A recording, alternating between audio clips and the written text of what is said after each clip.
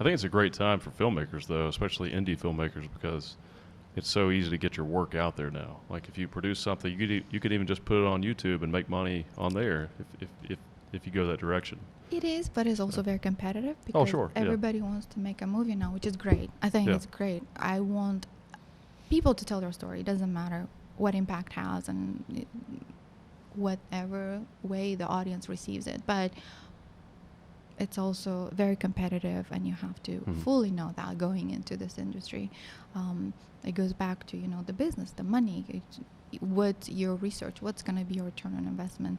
It's important, and if you have investors, I respect other people's money more than my own, so you have to be very careful how you spend the money and make sure that they're satisfied at the end so you can make more money, Right. more movies, More and movies. monies. Well, both, right? Exactly. It takes money to make movies. Exactly.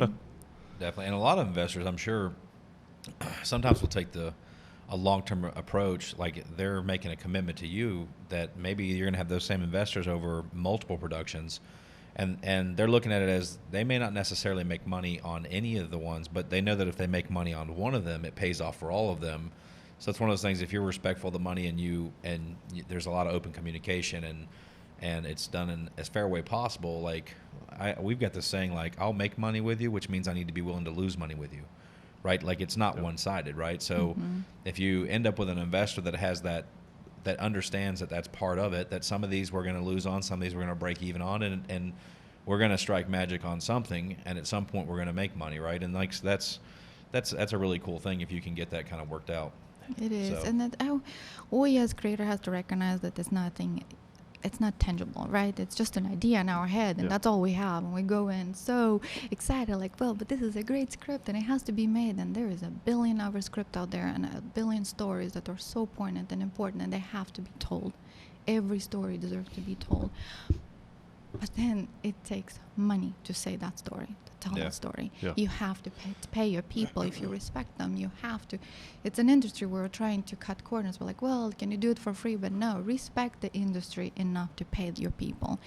And I agree. And recognize when you go to an investor with your idea that it's not tangible and you don't know. You can expect it, you can make those prognoses that it's going to probably, hopefully happen. This is going to be our return investment, but we don't know, right? Big No studios guarantees. invest millions and they lose. And then there is Paranormal Activity that invests $13,000 and then they have 150,000 times the investment right at the end. Yeah. So we cannot know. It's a very volatile business, that industry, that we can't predict what will happen.